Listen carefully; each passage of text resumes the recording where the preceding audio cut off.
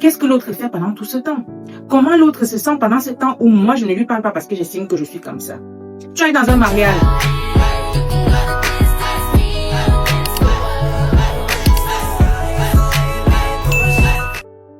Bienvenue sur Shining Nose, la page qui t'aide à bâtir un mariage solide, la page qui te prévient avant d'entrer dans le mariage. Oui, tu as besoin de savoir des choses avant d'entrer dans le mariage afin de ne pas être surprise. Aujourd'hui, je vais partager avec toi 5 choses à savoir avant d'entrer dans le mariage.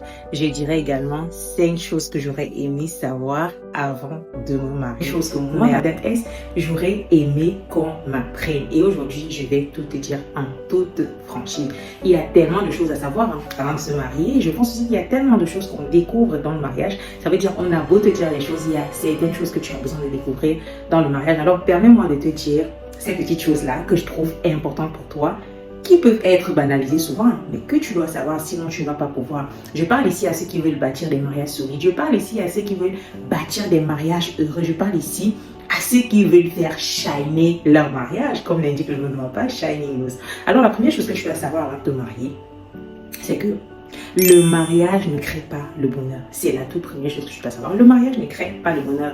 Oui, peut-être tu es surpris de le savoir. C'est vrai que quand on se marie, on se dit oui, on veut être heureux, on veut bâtir un mariage où règne l'amour, le bonheur et tout. Mais c'est différent de se dire je veux me marier pour être heureux, heureuse. Si tu n'es pas déjà heureux tout seul, si tu ne sais pas vivre tout seul, tu ne sais pas profiter tout seul, ce n'est pas le mariage qui va te rendre heureux. Moi, j'ai remarqué que le mariage amplifie seulement ce qu'on apporte en fait, amplifie.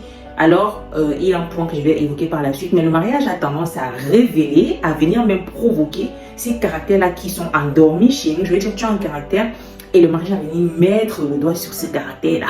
Ça veut dire que tu manifestais sans manifester. Je ne sais pas si tu vois ce que je veux dire.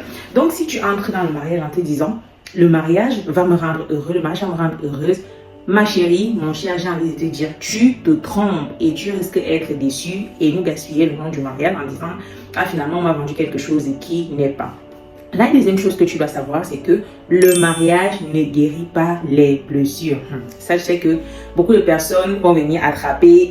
Je ne veux pas dire ma veste, ma chemise ici là. Donc comment tu peux me dire ça et tout. Et j'ai d'ailleurs écouté beaucoup d'histoires. J'ai lu beaucoup de posts où on disait marie-toi avec une personne blessée, aide-la à se reconstruire et tu verras que cette personne s'attachera à toi toute la vie. Waouh. Moi ça me blesse un peu parce que quand je lis ce genre de choses, ça me blesse tout simplement parce que la personne en face qui vient épouser une personne qui est blessée et qui se dit je veux que la personne s'attache à moi, ça veut dire que tu as un intérêt. Et effectivement, quand cette personne-là s'est attachée à toi, tu te dis bah la personne ne peut plus aller nulle part et tout. Bref, ça se termine très souvent comme ça. Et puis toi, la personne blessée, quand tu te mets avec cette personne, tu te dis bah je compte sur la personne, elle m'a dit qu'elle va m'aider à guérir, elle m'a dit qu'elle va m'aider à me relever. Et donc tu t'attaches à cette personne, tu développes de fortes attentes vis-à-vis de la personne. Sauf qu'en tant qu'être humain, je suis désolée, on ne peut pas être parfait. Ça veut dire que la personne ne va pas répondre à toutes tes attentes. Et même quand la personne parvient à répondre à tes attentes, il y aura par la suite des répercussions. Je m'explique. La personne t'a aidé à te relever et tout. Bien évidemment qu'il y a cet attachement-là que tu vas développer et cette affection différente. Là, j'ai envie de te dire une sorte de reconnaissance que tu auras vis-à-vis de la personne. Et donc, tu vas te dire, bah, je dois absolument faire comme ça, marcher comme la personne veut faire comme ça. Bref, pour essayer de ne pas blesser la personne. Or, ce n'est pas ça le but du mariage. Donc aujourd'hui, toi qui n'es pas encore marié, je t'invite à guérir de tes blessures. Je t'invite évidemment à guérir tes blessures parce que ça peut être à double tranchant. Vous allez me dire que oui, mais il y a des gens qui sont entrés dans le mariage en étant blessés et le mariage les a rendus bien et tout. Ça peut arriver. Moi, je dis toujours que ce n'est pas parce que quelqu'un à mon endroit n'a pas vécu ça que ça veut dire que ça n'existe pas. Ça existe, mais par contre, ce n'est pas la généralité. Faut pas généraliser les petits cas comme ça en fait. Faut pas les généraliser. Ça peut exister. Mais maintenant, l'autre partie de ce truc-là, entrer dans le mariage en étant blessé, vous avez 90% de chances de gâter votre mariage parce que quand votre époux, votre épouse va faire quelque chose qui n'est même pas censé peut-être vous faire du mal et que la personne va aller toucher cette blessure-là que vous avez au fond de vous, au lieu de comprendre que c'est votre blessure qui est en train de créer problème, vous allez vous dire que c'est ce que l'autre a dit, c'est ce que l'autre a fait, alors que vous avez des blessures au fond de vous. Donc c'est pour ça qu'il est vraiment nécessaire, c'est vraiment important de guérir ces blessures avant d'aller dans le mariage. Faites ce travail de manière personnelle. Et j'ai envie de dire aujourd'hui, comptez sur le mariage pour guérir de ces blessures. C'est un peu ne pas travailler sur soi, c'est ne pas penser à soi, j'ai envie de dire en fait. on entre parfois dans le mariage avec énormément d'attentes, mais énormément d'attentes. Sauf que toi-même, en tant que personne, qu'est-ce que tu donnes déjà à ta personne? Et qu'est-ce que tu vas donner à l'autre, en fait? Venir en étant une personne blessée, c'est apporter déjà un fardeau à l'autre. Ça veut dire que l'autre, parfois même pour parler, va réfléchir. Qu'est-ce que je dois lui dire? Est-ce que je dois, bref, je ne dois pas faire, je ne dois pas faire ça de peur de blesser. Or, dans le mariage, on est censé communiquer de manière transparente. On est censé pouvoir se dire les choses avec le respect et la bienveillance, hein, mais on est censé pouvoir être à l'aise quand on veut dire quelque chose à l'autre. Donc moi, je t'invite directement, si tu passes encore marié, à guérir tes blessures. Et si tu t'es marié avec des blessures, je t'invite, il n'est jamais trop tard, je t'invite à prendre cela en compte, à faire face à tes blessures, accepter ces blessures-là, parce que tant que tu n'as pas accepté que tu as des blessures, tu ne pourras pas chercher la solution. Et dernier point, chercher la solution pour guérir ces blessures-là. N'attends pas que ce soit l'autre qui fasse le travail. J'ai envie de dire que ne te dis pas, je n'arrive pas à avancer parce que l'autre ne m'aide pas. Dans l'idéal, c'est bien que l'autre t'aide, mais c'était ta responsabilité à toi de te sentir bien avant d'entrer dans le mariage. Aujourd'hui, si tu t'es rendu compte de ça, prends soin de toi, va voir les spécialistes, va voir les personnes qui peuvent t'aider à te relever et relève-toi parce qu'au final, c'est d'abord pour toi que tu guéris et par la suite pour ton couple. La troisième chose que je vais dire ici, qui est d'ailleurs la plus importante, la troisième chose que j'aurais aimé savoir et que je vais partager avec toi ici, c'est que un mariage où il n'y a pas Dieu n'existe pas, ne vit pas. J'ai d'ailleurs envie de dire que parmi ces 5 points que je vais te donner ici, c'est le point le plus important. Je vous promets, quand on lit la Bible, quand on discute avec les autres, on médite, on partage la parole, on ne se rend pas compte de certaines choses que la Bible dit. La Bible nous dit par exemple que si l'Éternel ne bâtit la maison, ceux qui la bâtissent travaillent en vain. Je sais, hein, nous en tant que chrétiens, on récite souvent ces versets-là, on se dit voilà, si je dois faire un projet, on est tendu, mais dans le mariage, on ne se rend pas compte. Je veux dire, quand on entre dans le mariage, on ne se rend pas compte. Mais c'est véritablement quand tu arrives là-dedans que tu te rends compte que tu as besoin de Dieu pour vivre un mariage heureux. Tu as même besoin de Dieu pour vivre certaines situations dans ton foyer. Parce que je vais vous dire, hein, beaucoup de personnes se marient en se disant j'aime l'autre, l'autre m'aime, ça va aller et tout.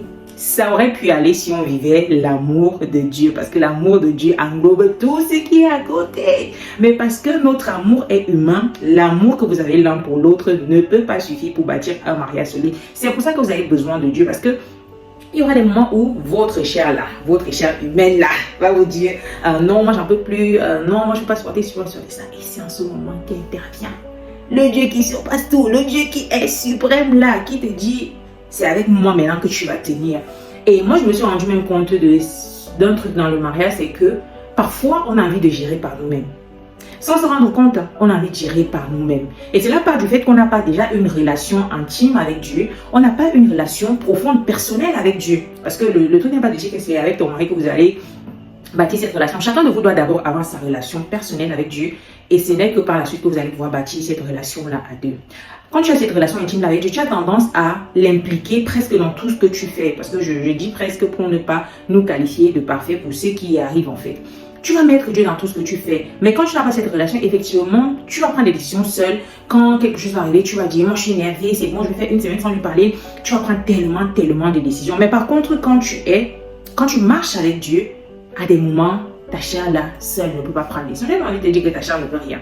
Donc c'est Dieu qui va venir t'aider à prendre les bonnes décisions pour ton mariage, les décisions qui vont vous faire avancer, qui vont vous éviter de prendre une route qui n'est pas bonne pour vous, pour Dieu. Bref, pour vous, tout j'ai envie de dire plus pour vous, parce que c'est d'abord pour vous en fait. Dieu lui vous regarde seulement comme un père aimant qui se dit ah mes enfants, qu'est-ce que vous êtes en train de me faire comme ça, qu'est-ce que vous êtes en train de faire là, vous aurez pu tellement prendre une autre décision qui aurait pu vous faire du bien, mais quel chemin vous êtes en train de prendre là?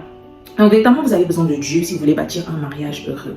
Vous allez bâtir des projets, vous allez mettre en place des choses. Et si Dieu n'est pas au centre de tout ça, ça n'ira pas.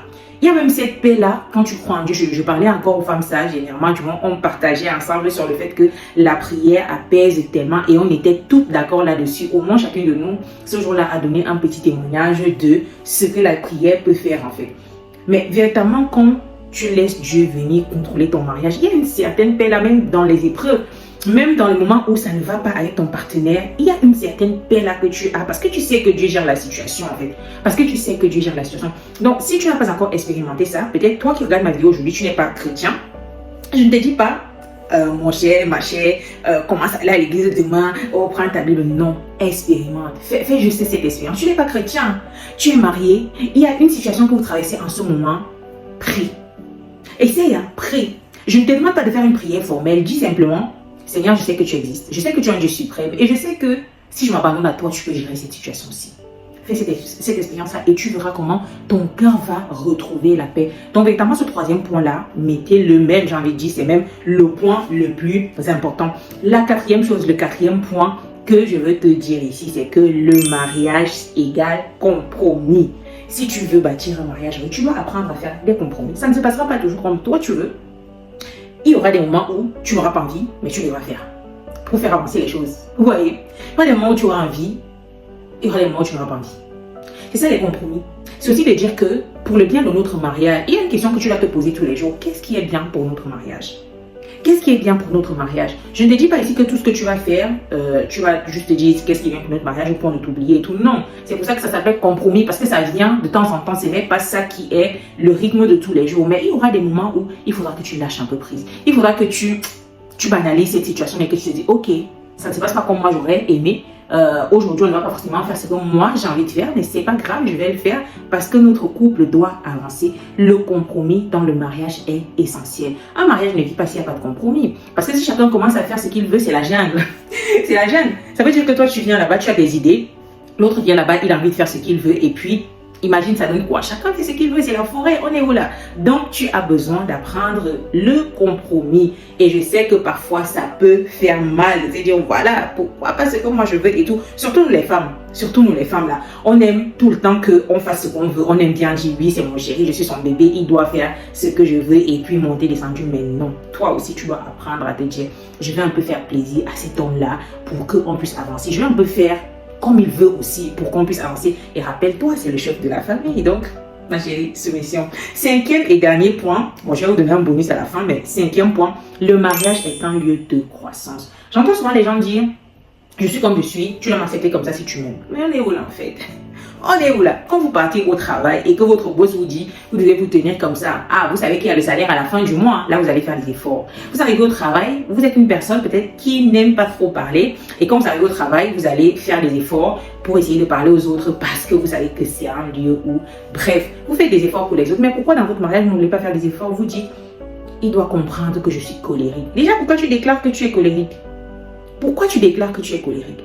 Le mariage, c'est le lieu où Dieu transforme aussi les gens. Et comme j'ai dit au début, le mariage parfois va venir réveiller des choses qui sommeillent en nous. Le mariage parfois va amplifier. Le mariage parfois va venir toucher ce truc-là que toi-même tu n'as pas vu. Parce que tu te retrouves avec quelqu'un avec qui vous n'êtes pas de la même famille, vous n'êtes pas nés ensemble, vous n'avez pas eu la même éducation et du jour au lendemain vous vous retrouvez ensemble, vous devez vivre toute la vie. Donc il y aura des choses qui vont arriver. Il y aura des choses qui vont arriver et tu dois accepter de te faire briser. Tu dois accepter le brisement là dans le mariage. Si tu n'acceptes pas ça, vous n'allez pas avancer. Si tu n'acceptes pas ça, à un moment donné, tu vas te dire, ce mariage-là n'était pas fait pour moi. Cette personne-là n'est pas faite pour moi. Donc j'arrête. Alors que ce n'est pas forcément le cas. Alors dans certains cas, c'est ça, mais dans d'autres, ce n'est pas forcément ça. C'est simplement que toi, tu as envie d'être toi. Ça veut dire que toi, quand tu décides de te fâcher, si tu veux faire un mois, on doit te laisser dans ta colère et on doit comprendre que tu es comme ça. Et le jour où tu reviens, l'autre doit simplement se dire, ah, c'est bon, elle est comme ça, donc je recommence à lui parler comme si de rien n'était. Les un mois que tu fais là, est-ce que tu t'es posé la question de savoir l'autre, il vit comment? Qu'est-ce que l'autre fait pendant tout ce temps? Comment l'autre se sent pendant ce temps où moi, je ne lui parle pas parce que j'estime que je suis comme ça? Tu es dans un mariage. Je sais pas, ton partenaire, ta partenaire te dit, moi, j'aime qu'on me parle comme ça. C'est ça mon langage de l'amour. Et toi, tu dis, moi, je n'ai pas appris ça. Moi, je n'ai pas grandi comme ça. Je suis d'accord. On n'a pas forcément grandi de la même manière. Ça veut dire que peut-être chez toi, on ne t'a pas appris à dire je t'aime. Mais tu sais que dire je t'aime fait du bien à l'autre. Comme tu fais des efforts au boulot, fais des efforts pour ta femme, pour ton mari. Faites des efforts l'un et l'autre. Grandissez. C'est pour ça que je parle de croissance ici. Parce qu'il y a aussi des choses que tu vas apprendre si tu veux faire avancer votre couple en fait. Il y a des choses que tu dois apprendre à faire si tu veux évoluer dans ce mariage-là. Si tu veux cet espace heureux, là, ça ne te coûte rien. Moi, j'ai l'habitude de dire souvent, ça ne t'enlève rien. Ça ne fait que te faire grandir en fait. Tant que ça ne t'enlève rien, tant que ça ne te fait pas du mal, pourquoi tu ne le fais pas? Si l'autre te dit, moi j'aime bien qu'on me traite comme ça et que tu peux le faire, fais-le. Tu as peut-être appris à parler fort, à crier, parce que où tu étais, tu as vu que ton papa il criait tout le temps sur ta maman. Je sais que oui, ça peut avoir des impacts. Hein. Laissez-moi vous dire, je sais quelque chose. Moi, pour vous faire un petit témoignage, on m'a dit, j'ai fait un post là-dessus sur TikTok, on m'a dit, j'ai beaucoup entendu que les femmes qui ont grandi sans leur papa auront du mal à se marier, auront du mal à être soumises. J'ai tellement entendu ça que je me suis dit, je vais être soumise à mon mari. Mon papa, je ne l'ai pas connu, il est parti très tôt. Mais moi, je vais être soumise à mon mari. J'ai dit, Seigneur, tu sais quand même que quand on me fait mon caractère là, effectivement, c'est comme ça. Mais je peux vous dire que je n'ai aucun mal à me soumettre à mon mari. Je n'ai aucun mal. Donc, toi-même, arrête de déclarer d'abord que tu sais bien que je suis comme ça. Tu sais bien que quand moi, je commence à parler mal, là, je peux dire des choses. Pourquoi tu parles mal? Si tu sais que tu parles mal, fais quelque chose. Fais quelque chose. La première fois, oui, c'est une erreur. Tu demandes pardon. La deuxième fois, oui, pourquoi pas. La troisième fois, quand ça commence à être répétitif, ça veut dire que ça te plaît de faire ça à l'autre, en fait. Ça veut dire que ça te plaît de faire ça à l'autre. Accepte de grandir dans le mariage. Accepte de changer ces choses-là qui nuisent à ton mariage, en fait. Si toi, au fond de toi, tu reconnais que cette chose-là nuit à ton mariage, accepte de changer pour le bien de ton foyer. Et j'ai envie de te dire, aujourd'hui, tu bâtis peut-être ce foyer où tu as envie d'avoir des enfants ou alors tu as déjà des enfants. Les enfants aussi, cela peut jouer aussi sur les enfants. Je ne sais pas si vous voyez, ça peut jouer sur les enfants. Donc, quel environnement tu as envie de donner à tes enfants aujourd'hui? Quel exemple même tu as envie de donner à tes enfants aujourd'hui? Moi, s'il y a bien une chose que j'ai appris avec mes enfants aujourd'hui, c'est que tu as leur dire, ne fais pas ci, ne fais pas ça. Ils regardent ce que tu fais. Ils regardent ce que tu fais.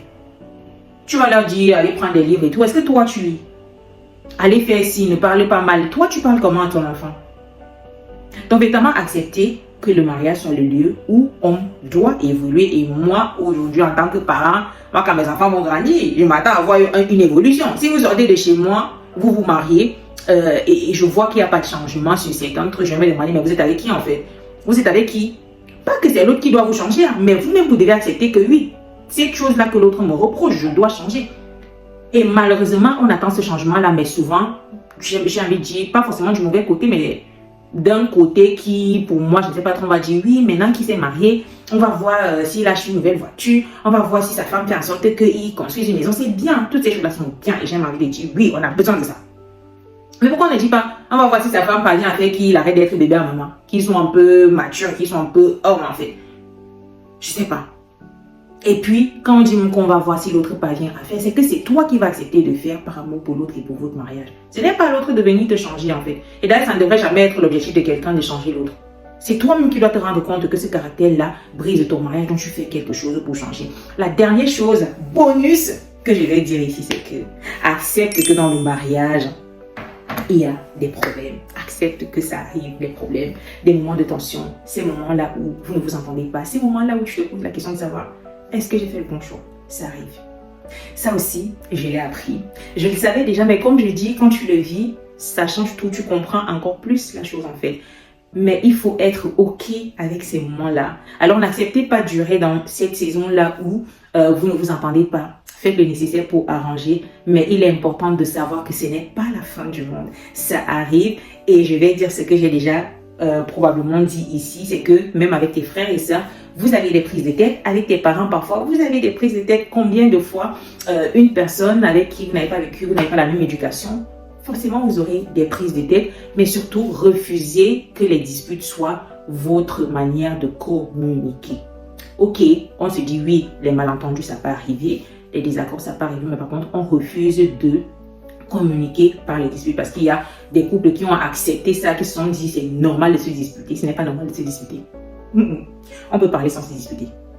Se disputer, c'est crier, chacun dit à gauche, l'autre dit à droite, chacun dit des trucs déplacés et tout. Mais on peut communiquer sans faire tout ça. On peut communiquer sans se disputer. Je sais que vous allez venir me dire, comment tu peux nous dire ça? Comment c'est possible? On peut communiquer sans se disputer. On peut exprimer son désaccord sans mal parler à l'autre. On peut exprimer ce qu'on a dans le cœur sans mal parler à l'autre. Donc oui, les désaccords, acceptez que ça puisse arriver. Et ne vous dites pas c'est la fin du monde. Parce qu'il y a des couples que... tellement ça va bien, vous êtes là, vous faites votre petite vie, et puis quand le premier problème arrive, vous commencez à dire que c'est la fin, moi je vais arrêter ce mariage. Personne ne va partir, vous allez rester là. Vous allez rester là, et tu vas m'arranger ce problème-là. Va m'arranger ce problème-là. Il faut arranger. Il ne faut pas se dire que c'est la fin, il faut trouver des bonnes solutions pour essayer de se relever. Et n'oubliez pas qu'aujourd'hui, le but de l'ennemi, c'est de briser les familles, c'est de faire du mal. Et ça commence par le mariage en fait, parce qu'une fois que le mariage est brisé, c'est les enfants qui sont mal, c'est les enfants à gauche et à droite, en fait c'est ça le but de l'ennemi, séparer, détruire ce que Dieu prend le temps de bâtir. Donc essayez souvent de vous poser et faites recours à cette personne-là qui vous a mis ensemble et qui n'est personne d'autre que Dieu. Prenez les conseils chez ceux qui ont fait avant vous. Discutez, ne soyez pas hypocrite parce que ce qui tue aussi beaucoup de couples, c'est que vous traversez une situation et vous vous dites non, on ne va pas en parler, on n'en parle à personne. On va toujours faire comme si notre mariage est parfait dehors alors qu'on sait que dedans ça brûle de toutes les façons. Chaque mariage et chacun gère ses choses et chacun... Ne tombez pas dans ce piège-là, je vous dis, c'est un piège parce que plus vous restez comme ça, il y a effectivement des problèmes que vous allez devoir gérer seul. Mais il y a des problèmes où vous sentez que là, ça nous dépasse. Il faut qu'on parle aux aînés, il faut qu'on parle à ceux qui sont passés par là avant nous. Allez parler à ces personnes-là, ça va vous faire du bien. Ça vous fera même du bien de vous rendre compte que vous n'êtes pas seul dans cette situation-là. Vous n'êtes pas un cas isolé. Et peut-être la personne à qui vous parlez a même vécu la situation. Alors je vous dis pas, quand vous cherchez quelqu'un, vous commencez à vous dire dans la tête, je vais parler à la personne et vous vous dites qu'avec là, non. Ça peut arriver que la personne vous dise, ou même que la personne vous prenne un exemple. Il y a telle personne, peut-être que tu ne connais pas et ils avaient géré comme ça, et ça a plutôt bien marché et tout. Mais à coup sur la personne, quand Dieu vous conduit vers une personne, la personne vous dit des choses avec sagesse qui vont aider votre couple. Donc voilà ce que je voulais partager avec toi dans cette vidéo. Si tu as un témoignage à nous raconter, n'hésite pas à m'écrire là en bas et puis on pourra faire un podcast ensemble pour parler, quand je dis d'un problème, un témoignage, une situation. Bref, si tu as envie de parler de quelque chose ou d'un sujet, n'hésite pas à m'écrire là dans les commentaires et puis j'organiserai un podcast. Prends bien soin de toi, prends soin de ton mariage et surtout, n'oublie pas que si tu n'es pas heureux, tu ne peux pas être heureux. Si tu n'es pas heureux seul, tu ne peux pas être heureux dans ton mariage. Laisse-moi un commentaire, partage cette vidéo et surtout, abonne-toi.